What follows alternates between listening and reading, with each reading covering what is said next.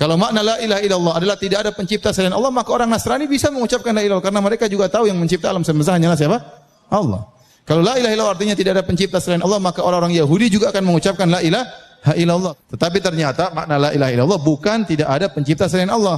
Maknanya tidak ada yang berhak disembah kecuali Allah. Gara-gara tafsiran seperti ini, tidak ada pencipta selain Allah, akhirnya banyak orang terjerumus dalam kesyirikan, mereka tidak sadar. Sehingga kalau saya baru lihat kemarin internet, ya, gunakanlah jimat, tidak ada masalah kalau niatnya baik. Selama meyakini bahwasanya yang memberikan kesembuhan, memberikan penolak bala adalah siapa? Allah. Ya, kita bilang tidak boleh. Sampai saya pernah baca ada yang mengatakan mintalah kepada wali-wali, mintalah kepada kuburan-kuburan. Selama kau meyakini semuanya dari siapa? Allah. Akhirnya repot. Sehingga orang menyangka selama dia yakin pencipta alam semesta itu Allah, maka dia masih Islam. Padahal barang siapa yang meyakini Allah Maha Pencipta, ternyata dia menyembah kepada selain Allah, dia musyrik. Ada seseorang ingin mendekatkan diri kepada Allah. Gimana caranya? Dia datang ke kuburan keramat. Dengan harapan di kuburan keramat, kuburan seorang wali ini, dia tambah dekat kepada Allah.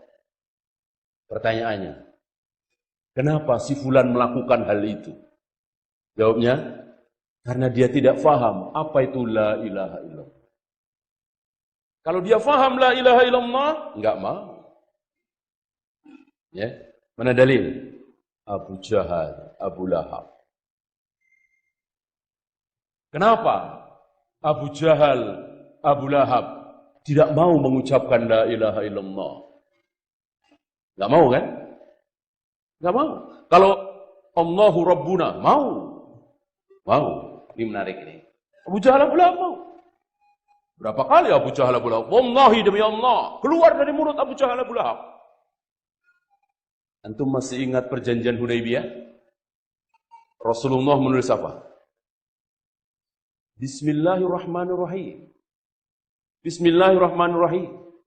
Ditolak oleh mereka. Orang-orang kafir Quraisy ini. Apa itu Ar-Rahman? Apa itu Ar-Rahim? Kami nggak mau. Ganti. Gantinya apa? Gantinya apa? Antum tahu? Bismillahi Allahumma. Ya. Abu Jahal, Abu Lahab bukan anti Allah. Abu Jahal, Abu Lahab cinta kepada Allah, membesarkan Allah, memuliakan Allah, menyembah Allah. Tapi caranya salah. Kalau Abu Jahal, Abu Lahab anti Allah, nggak mungkin Bismillahi Allahumma.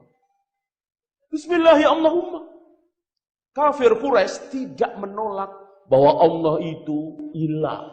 Allah itu satu-satunya yang Rabb.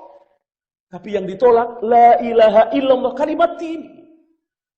Kalau Abu Jahal, Abu Lahab mau mengucapkan la ilaha illallah, otomatis Lata, Uzza, Hubal, Manat, hancur. Dihancurkan oleh Abu Jahal, Abu Lahab. Ini nggak mau.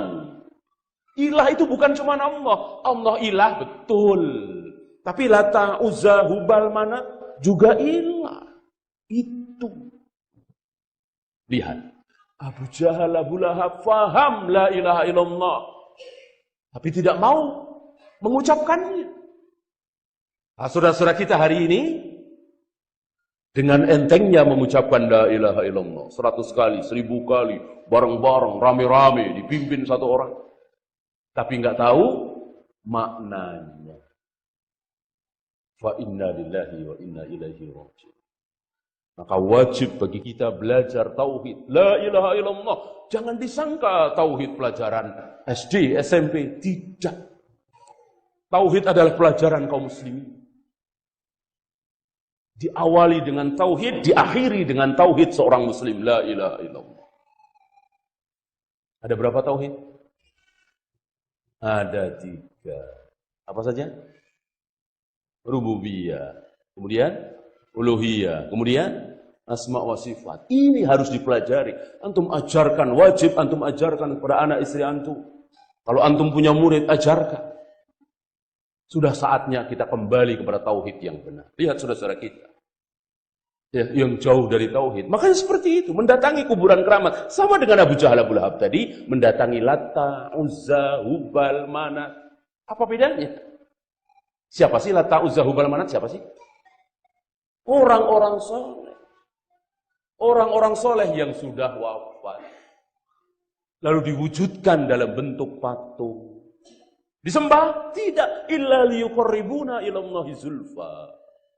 Kami ingin jadikan mereka ini, Lata Uzza Hubal Manat ini, patung ini, untuk mendekatkan diri kami kepada Allah. Kami tidak menyembah mereka. Ma na'buduhum illa liyuqarribuna ilallahi zulfa. Karena antum perhatikan bahwa tauhid itu yang sudah kita pahami dari penjelasan para ulama berdasarkan istiqra. Istiqra itu artinya berdasarkan dengan mereka baca Al-Quran, mereka baca hadis Nabi, mereka mudahkan bikin kesimpulan bahwa tauhid ada 3, yaitu tauhid rububiyah, tauhid uluhiyah, dan tauhid asma wa sifat. Itu untuk memudahkan aja. Bukan sesuatu yang baru, bukan sesuatu yang beda, bukan. Untuk memudahkan. Dengan dasar dalil dari Al-Quran dan sunnah Nabi yang sahih, yaitu tauhid dibagi menjadi 3, yaitu tauhid ar-rububiyah, al-uluhiyah, asma wa sifat. Tauhid rububiyah, kaum musyrikin mengakui atau tidak? Mengakui. Rububiyah itu berkaitan dengan perbuatan Allah. Allah sebagai pencipta, Allah pemberi rezeki, Allah pemilik langit dan bumi, Allah yang mengatur alam semesta, Allah yang menghidupkan, Allah mematikan, Allah yang sudah mentakdirkan semua takdir makhluk ini. Ini berkaitan dengan perbuatan Allah. Namanya tauhid rububiyah. Orang-orang musyrikin mengakui.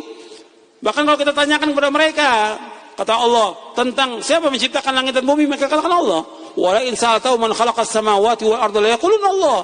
Seandainya kalian tanya kepada kaum musyrikin siapa menciptakan langit dan bumi, mereka katakan Allah. Mereka mengimani tentang tauhid rububiyah. Tapi yang kedua, tauhid uluhiyah tidak mereka. Disuruh mereka untuk beribadah hanya kepada Allah, mereka enggak mau. Ketika mereka disuruh untuk mentauhidkan Allah, mengikhlaskan ibadah hanya kepada Allah, mereka enggak mau. Sampai ketika Nabi mendakwakan ibadahkan kepada Allah. Allah menciptakan semuanya, hanya ada satu ilah, nggak ada yang lain. Apa kata mereka? Aja'alal alihata ilahan wahida inna hadza la syai'un ujab. Kata mereka, dijawab mereka, Allah abadikan dalam Al-Quran, apakah engkau akan jadikan Tuhan yang banyak ini?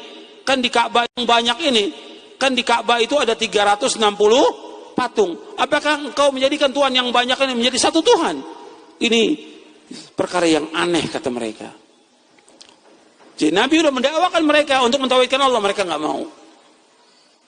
Dan dakwah para Nabi dan para Rasul semuanya mendakwakan dakwah tauhid al-uluhiyah. Sebagaimana Allah berfirman, "Walaqad ba'atsna fi kulli ummatin rasulan an i'budullaha wa ijtanibut taghut." Dalam surah An-Nahl, surah 16 ayat 36.